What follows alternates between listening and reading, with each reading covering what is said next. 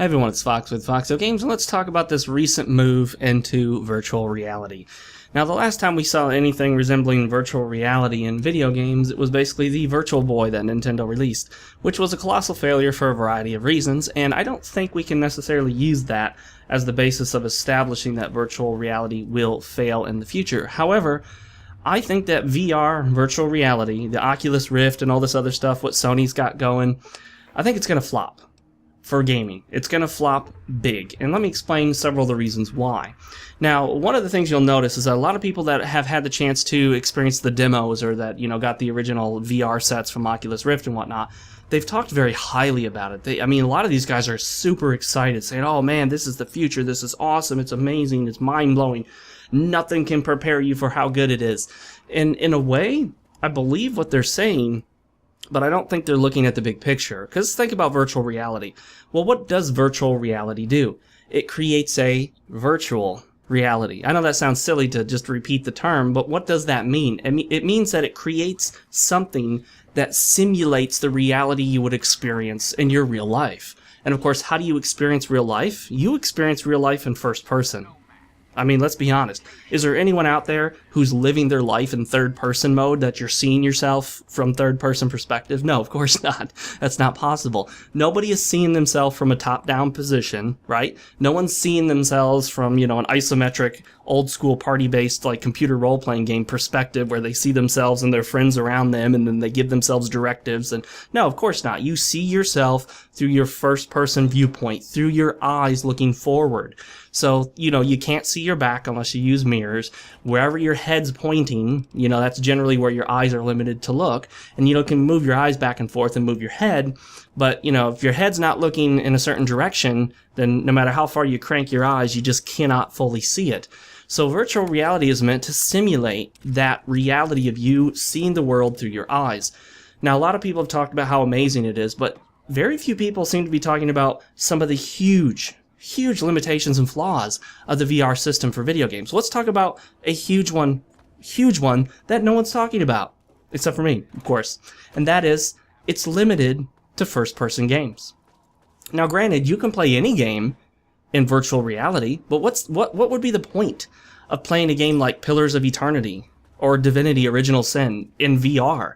It's like a isometric party-based computer role-playing game where you see yourselves from kind of a upper-angled third-person perspective. How would that resemble reality? It doesn't, and that cannot create a virtual reality. There's no point in playing a real-time strategy game in virtual reality. The only thing it could do is basically sort of simulate a sort of artificial 3D perspective, like 3D, 3D, stereoscopic 3D, which you can already get using the appropriate monitors and your graphics card. So, again, we're limited only to first-person games, so any gaming experience that's not first-person is going to be utterly pointless in VR. It's going to be completely useless other than giving a sort of simulated stereoscopic 3D, which, let's be honest, we all know 3D has already flopped for gaming. No one wants to do 3D for the most part. It's a limited gimmick. It's always been a gimmick. I don't know why it came back. We had 3D back in the day, and here it comes back again. 3D is a gimmick. I'll watch a 3D movie at a theme park or something as just sort of this little temporary experience, but no way do I want to play all my movies in 3D or all my games in 3D. That's not cool. It doesn't work. It gives you headaches. It's just not fun. So, you got virtual reality headsets limited to first person. Other than that, it's virtually useless to use it for anything. So, all of the games out there that are anything other than first person, there's virtually no point to play them on a VR system. Secondly, is you have the hardware. You have this big, clunky piece of hardware, and no matter how small they can get these VR goggles, no matter how small they get them, ultimately, you gotta wear something on your head. And let's be honest, who wants to do that? As it is, it's hard enough to bring a portable system with you somewhere just because you have to keep track of the system. But with the VR, you have to have a headset, you have to put it on, cover your head, cover your eyes, right? For some people, that means you have to change your hair setup for women, especially, it's going to give you headphone hair or side hair or whatever, you know what I'm talking about. It has some issues there, but furthermore, it obscures your view of everything around you. You become engulfed into this experience, which is good in a way, but it's a gimmick. I'll do a VR thing if I can show up somewhere and do a quick little VR game for, 10, 20 minutes or whatever, just a fun thing, maybe do it at a theme park or something.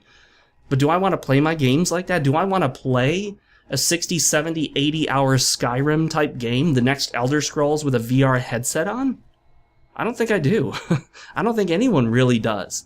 I mean, these are temporary experiences. You play them for a little bit, you're impressed, you think it's amazing, and you put it down, and you move on. That's what a gimmick is. You don't want to spend a lot of money on gimmicks. Maybe you'll go out there, like I said. Theme parks are gimmicks. Let's be honest. Theme parks are giant parks full of gimmicks. You love that roller coaster, but let me tell you something. I know people who lived right next door to a theme park and would buy a season pass. And I remember one time going with one of them, and I was like, hey, let's go on this, let's go on that. And I'm like, you don't seem excited about anything here. And he's like, yeah, I've done it all. It's all boring now. They got past the gimmick. You see, the roller coaster is a gimmick, and once you've done the roller coaster enough times, it's boring. It doesn't become interesting anymore. So again, we're looking at VR being a gimmick, this headset. It's obscuring your view of everything going on around you, so that means that you cannot focus on anything else. So you can't play a video game while playing a movie in the background. Let's face it, I know a lot of people that do that. I do this. I'll be playing a video game on my computer, and on the other monitor, I'll have a YouTube video rolling. You can't do that with VR. Let's say I've got a video game going on my main screen on my first monitor on my computer. On the other monitor, I have a walkthrough that I'm following. Can't do that with VR. And again, you know, if somebody walks into the room, you know, and wants to talk to you and you need to look at them, you got to take it off. That takes you out of the experience. Then you got to put it back on. And it's jarring going from not VR to VR. You know what I mean? Going from virtual reality to reality. Kind of like when you break away from 3D back to 3D. You know, it takes a minute to readjust. And again, you know, for some people it doesn't work. It makes them feel a little sick or just motion sickness. It just doesn't feel right for them. Yes, it can be adjusted for that. But, you know, there's some people, 3D never looks right to them. Same thing with VR. It's just never going to look totally right to them. It's always going to look kind of strange and feel strange. One of the other problems you got with VR, again, is not only do you have this clunky headset that you got to completely obscure your view and you know, block out everything else that's going on, and you can't really socialize with people or look at anything else while you're playing the video game, but it's limited to one player. Unless you're willing to go out and buy another super expensive headset, it's just you. So if you want to play this game with a buddy next to you, well, you know, only one of you can have the VR experience, and you can't play one VR and one not VR. So you're limited again to that one-player experience, sitting there by yourself. Not a huge limitation for everybody. A lot of people like to play, you know, single-player games by themselves, and they don't care about co-op. But again, it's another limitation. Moving on to another issue, the VR system is something I've already kind of addressed, and we've talked about the issue a little bit, is the price. It's another expensive piece of hardware. And it's not going to enable you to play games like a console or PC gaming system is. It's just going to enable you to play some games in a different way. So it's an enhancement for some games, but not for most games. It's not like you're buying this because it opens up a whole world of gaming to you, kind of like buying a Nintendo Wii U does, or buying a gaming PC does, or buying a PlayStation 4 or Xbox One. It's not like that.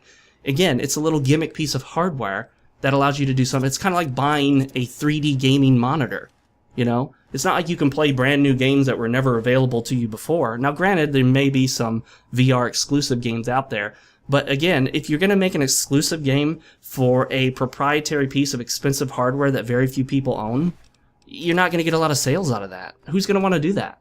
Seriously, who's going to want to make a game that's limited to VR? I mean, you're not going to get enough sales to make it worth your while. You're just not. So again, I'm not saying that virtual reality or VR systems are going to completely fail in and of themselves. I said they're going to fail as gaming systems. They're not going to be the new thing in gaming. They're not going to be the future of gaming. You've all heard this stuff before. Come on, guys. How many times does someone go out and experience some amazing new technology and they just cannot talk enough about how impressed they are by it, and then it just falls to the wayside? There are all sorts of technical issues involved here. There are all sorts of logistical issues with these new gaming setups that come in, and people don't consider them. VR is not going to be the new way of gaming moving forward. I guarantee you guys. Guarantee. All this stuff, Oculus Rift and all this, no. Trust me. It's going to be like the PlayStation Move. They'll be lucky if it's as successful as the Nintendo Wii motion controls. And look, we're already moving beyond motion controls. We've basically acknowledged that motion controls are a limited gimmick. If you want to put a little bit of motion control in your standard controller, that's fine. But don't you dare try to completely replace normal controls with motion controls, because they don't work. I mean, one of the biggest complaints about many Wii games was that they would map specific commands that you need to do a lot to a waggle, like Okami on the Wii. It is, for me, virtually unplayable because the basic attack is waggle. You have to keep shaking the controller, and it's ridiculous. It's a gimmick. No one liked that. I just want to be able to press a button. And so, sure, you want to make like a 6-axis PlayStation 4 controller where there's some movement capability, some motion control? That works, that's fine. But let's be honest, guys. I mean, the Kinect. Everyone was trying to push the Kinect, how this is the future of gaming. Remember how impressed everyone was when you could sit there and simulate you could, act like you were holding a steering wheel and, oh, I'm steering it, and it's imaginary and whatnot, and everyone was like, oh man, this Kinect is so amazing, it's incredible. It's an amazing display of technology that will completely flop for gaming. How many Kinect games can you think of off the top of your head that would make it worthwhile to actually go out and buy a Kinect? I can't think of one. There's a couple dance games and whatnot that are okay, but let's be honest, guys. Kinect is fallen. It's gone. Kinect is dying. Kinect 2.0, Microsoft is moving beyond Kinect because it just didn't work out. Same thing with Nintendo and motion controls. It ultimately didn't pan out for the future of gaming. Same thing with the PlayStation Move, which was simulating a Wii controller. And again, guys, same thing for the VR, virtual reality headsets. It's going to flop for gaming. It's just a gimmick. So please don't get all excited and think this is the future of video games, because in my opinion, it is undoubtedly, unquestionably not. However, I know there are going to be a lot of you who disagree, and I would love to hear your disagreements. Go ahead and refute some of my arguments if you can, or if you think you got like a good position, list it in the comment section below. I'd love to read it, and I will see you guys next time.